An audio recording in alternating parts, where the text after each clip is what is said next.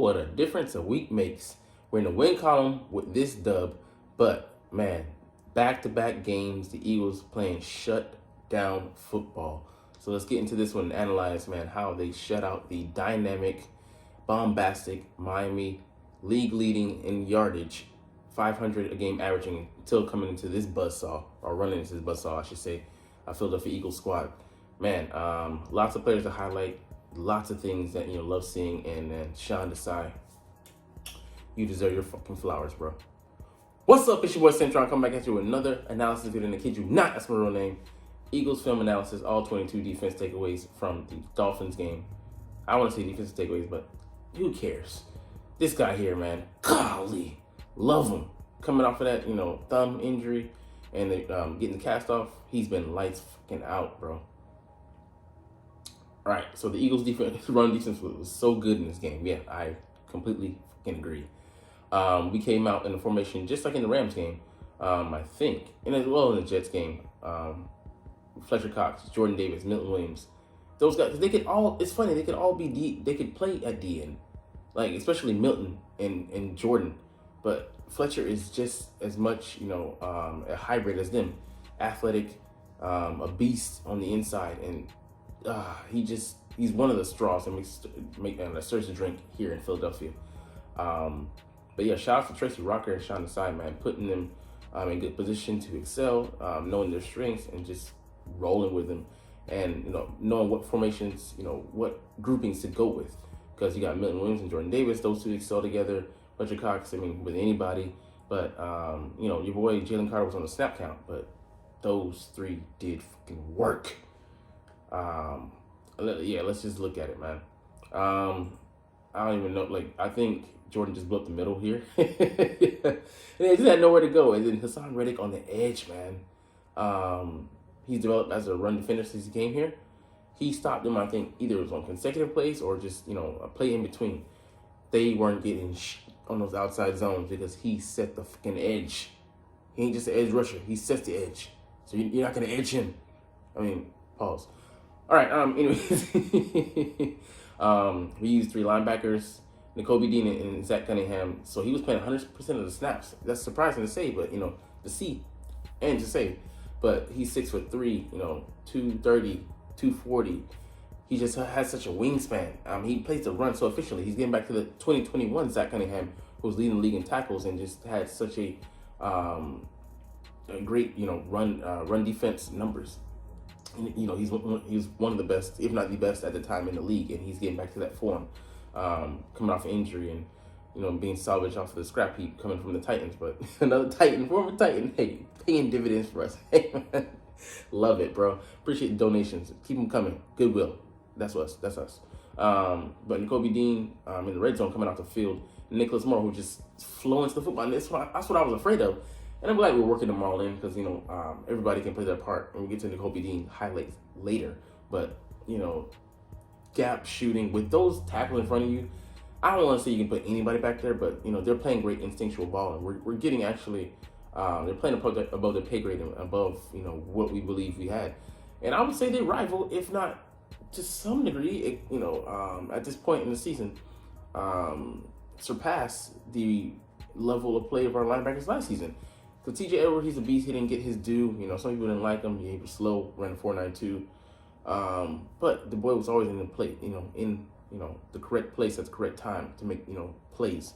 And he was a top 5 linebacker, in off the ball linebacker last year. People don't want to admit it. It's true though.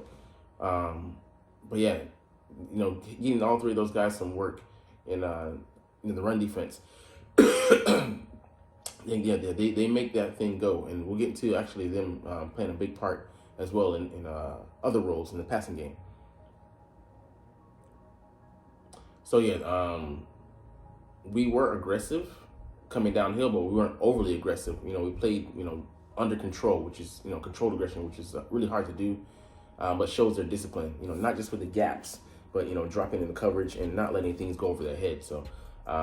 That's difficult, and this Miami offense is so dynamic, so explosive. Tyreek Hill and Jalen Waddle and the tight end, he does his part as a run blocker, as well as being enough of a pass threat. And You still have guys like Chosen Anderson, who didn't really, who I don't know if he played in this game. Cedric Wilson, sorry, Cecil, British motherfucker. But yeah, they have so many guys that can come and throw at you, and run in different formations, disguising motions and all that, eye candy. But they were so disciplined. We'll get to that as well later. Stop stomping, nigga. But yeah, let's just watch the D-line work. Jordan Davis and Milton Williams. Jordan Davis anchors and takes on a double team like it's nothing. He just stonewalls him. Not against a single guy, but against two fucking blockers. And then Milton Williams just, shooting gaps and doing what he does. Like, those two playing in tandem this year, just dynamic. Yeah, Jordan has taken a leap, which is why it might hurt us this weekend with him potentially being out. We'll see. But yeah, people talk about Jalen Carter ad nauseum, but Jordan, man. Like I said, the improvement he's made in his second year, only his second year. And Milton Williams, he's been coming along, just not an analytics guy any longer. Run that, 4.72, 4.71, coming out of the combine, coming out of Louisiana Tech. But he's really, put in the work and become a flashing player. And it's funny that I agree with their assessment later. He would be a starting D tackle on a lot of teams, but he's just one of our rotational guys and not even a starter potential at that, because we have the other guys in front of him. But what a fucking beast.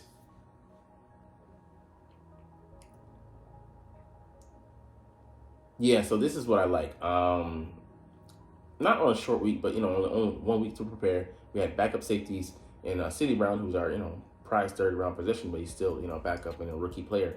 And then Troy Edmonds, who has limitations. He can play as a big linebacker, big dime packages, has that versatility. Fast enough guy, runs a 4.49, but he's limited at this stage in his career and what he's shown us in his defense. I believe that's not the player he is, but at this point, that's the player that he is. So,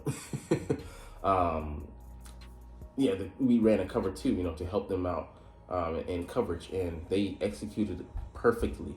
So you got to have those two guys, basic cloud coverage at the top, not letting anything get behind them, and you can have guys in front of them playing linebackers.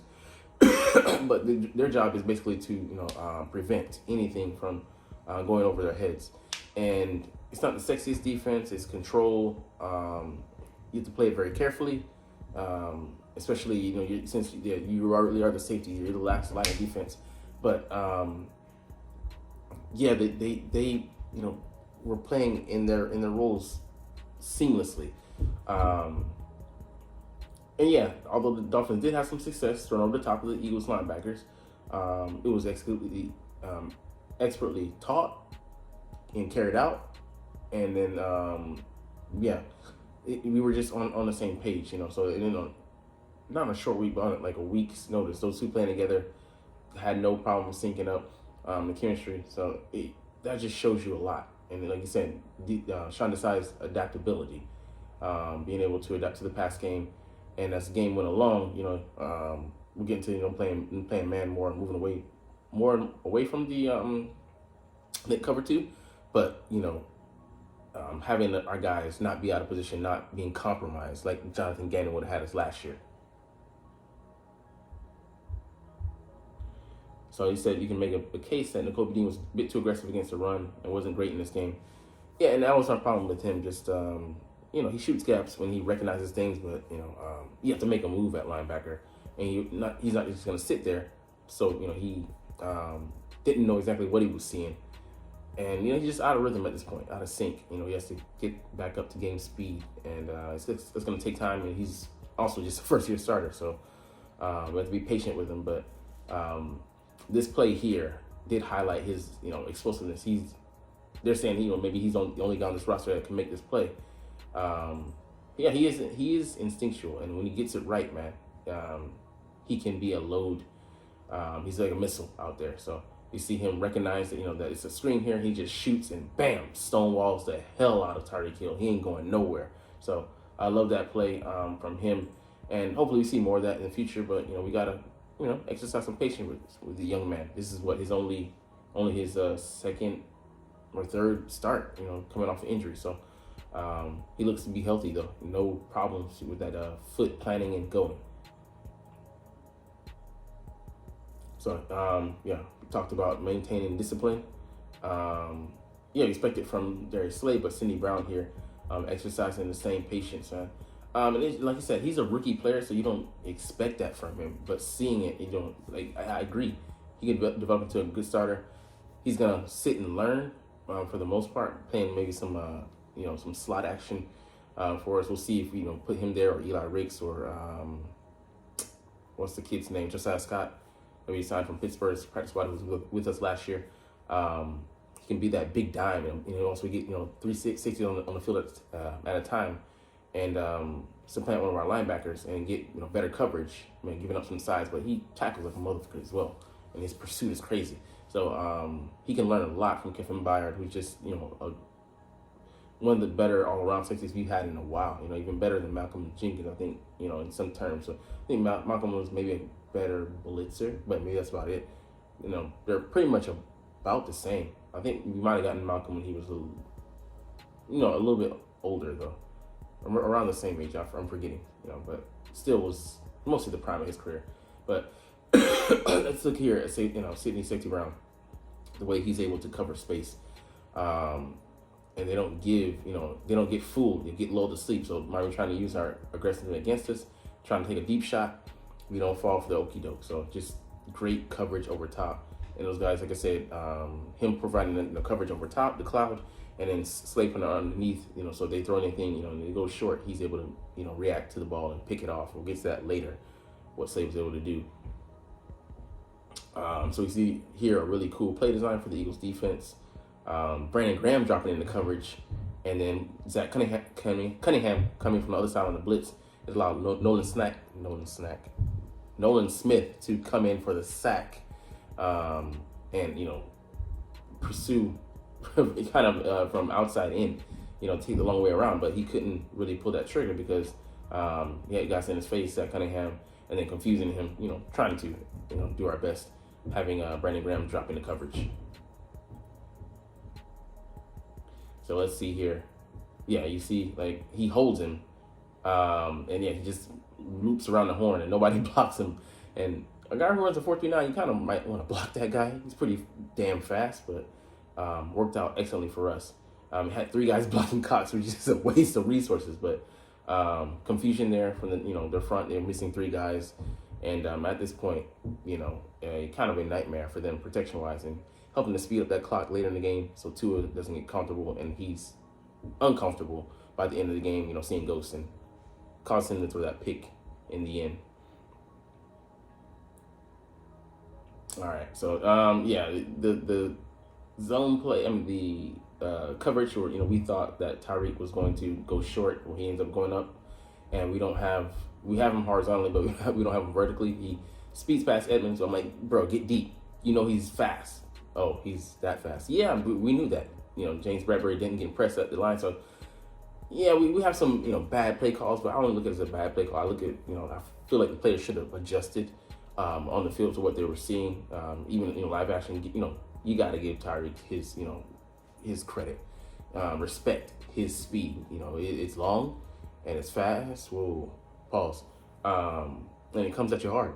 Okay, man, bro, I'm out of here. Anyways, yeah, it was one of the rare bad plays, but it happens, and good shout out to them for it was a play that Devonta Smith ran in the Alabama I think championship game, and they copy and pasted it, and Tyreek runs it excellently. It's a perfect throw, perfect ball, great placement, great route. The shake and bake at the line. He's so shifty, 5'10", $185, but stacked as hell, and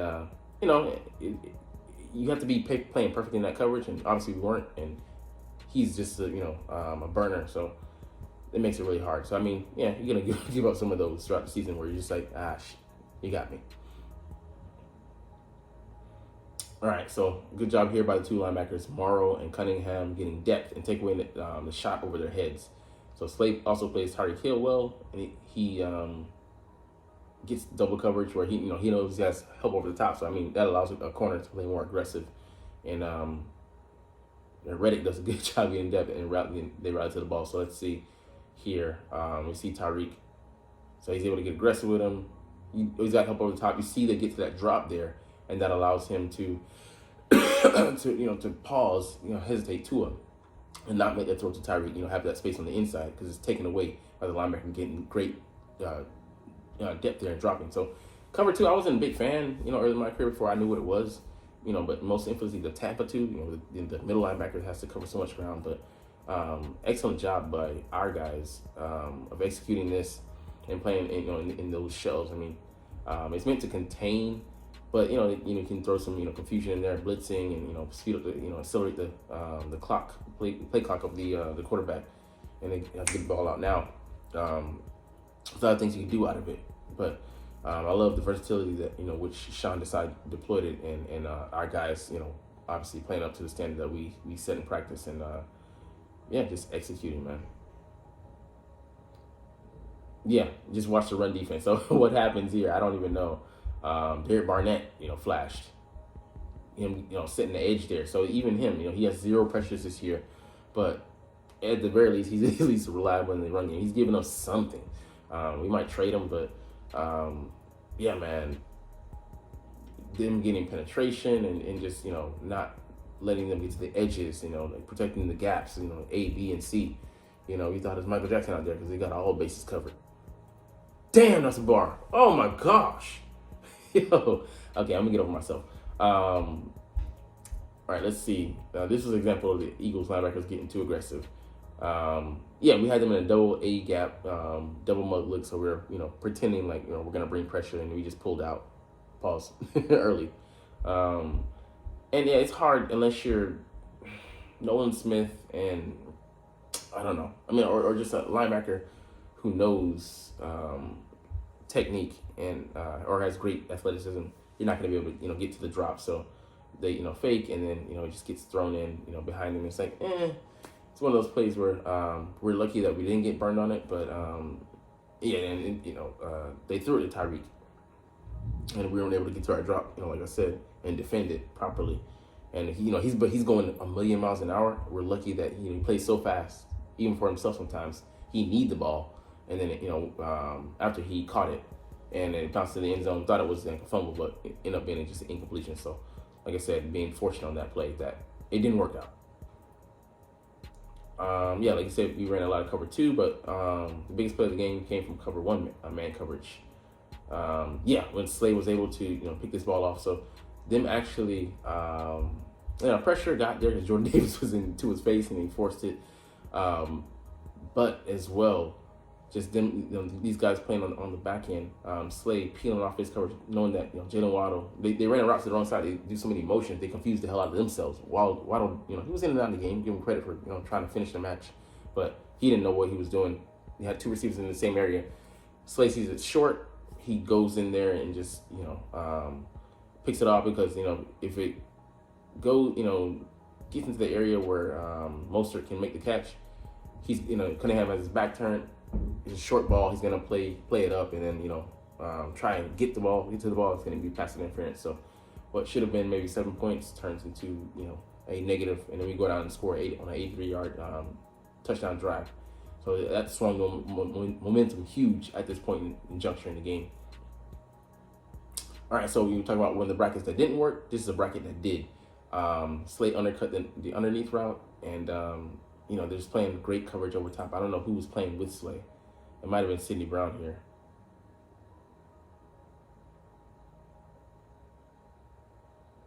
Okay, we didn't even get to it because the D-line just collapsed in the pocket. So, I mean, let's just see that work. So, you got Reddick over here, got Sweat over here. It just bull rushes him into the quarterback. And then Jordan Davis and I think it might have been Milton Williams finish him off, and just no chance. Try to step into a pocket, where the space didn't exist, and they just collapsed in on him. Beautiful work. So we're not going to get into some of the stuff that happened in, repeats from Rams game, but, we're basically, simulating similar situations and similar play calls, and then, just excellent callback to evolve those plays or to call them again. So if something works, go back to it. You might have to tweak a thing or hit, or two to make sure you're not too predictable, but yeah, man, you gotta love that. You gotta love the way we're playing. So I mean, I have all the confidence in the world moving forward. because our D coordinator is balling out. So let's get into closing annotations thoughts here. I really enjoyed how the Eagles defense adapted and started playing more man and bracket coverage when it was obvious that the Dolphins had to start throwing the ball down the field. Their use of cover 2 was perfect for the early parts of the game, but I was glad to see them mix things up at the end rather than get predictable. So, like I said, again, this is something that Sean Desai does. He adapts, he evolves, with the information and with what he's processing, the pieces and the plays and the results on the field. This is something that Jonathan Gannon absolutely does not do. He does not adjust. He does not. He's not able to see things happen. He's not able to put his players in the best position to succeed. And then we got predictable last year. We knew what we were going to do because we just lined up and played. And just relied on our talent, which is not good enough. Even given the talent of those guys last year, it's not enough.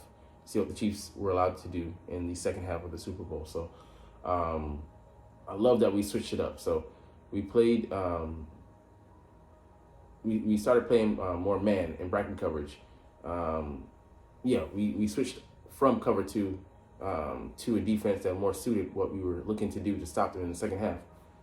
Yeah, shout outs, kudos to freaking Sean Desai for that. Great performance, even better coaching for me. So we'll get out of here on that note. But we're going to go to our final thing here, the Eagles commander's final injury report. Yeah, man, this guy is questionable. So out, Bradley Roby, like I said, he's probably going to be out for another week or two. Jordan Davis dealing with the hammy. So usually the big guys don't deal with those kind of issues, but he's so athletic, runs a 4.79 at 340, 6'6" guy. Yeah, we might have to rely on the squad again. Jalen Carter, Fletcher Cox, Milton Williams, Kentavious Street, Marlon Tuipulotu, and Moro Jomo. Him being one that will see game action if Jordan Davis can't, and then Kentavious Street most likely taking that role of the nose if Jordan can't go. Not going to be as good as it, but, with the guys surrounding him, you like his chances. Ankle injuries suffered by James Bradbury and Zach Cunningham, but most likely not going to keep them out. So they were limited, but, most likely they'll go. All right. Washington Commanders injury report. So we have Cody Barton. He's out with the ankle. Sadiq Charles, he's out. So could be some consternation there on the left side. Not that they have plenty of other problems to deal with as right guard and center. So, Fedarian Mathis is a second-round pick from last year. Calf injury activated from the 21-day window. From the activation, we'll see if he plays or not. And Curtis Samuel limited with that foot. I believe they'll play, but how well will they play and how effective will they be? So we're going to get up out of here on that note. But anyways, you're not even watching, but it's all good because I always say I love talking about the Eagles and love making these videos. So like I said, we're going to chunk the deuces. But as always, it's Fly Eagles Fly, and let's motherfucking go. Like, comment, share, subscribe Thanks for watching. Check me out at Centron Anime, Centron Life, or Centron Laughs, or other social media.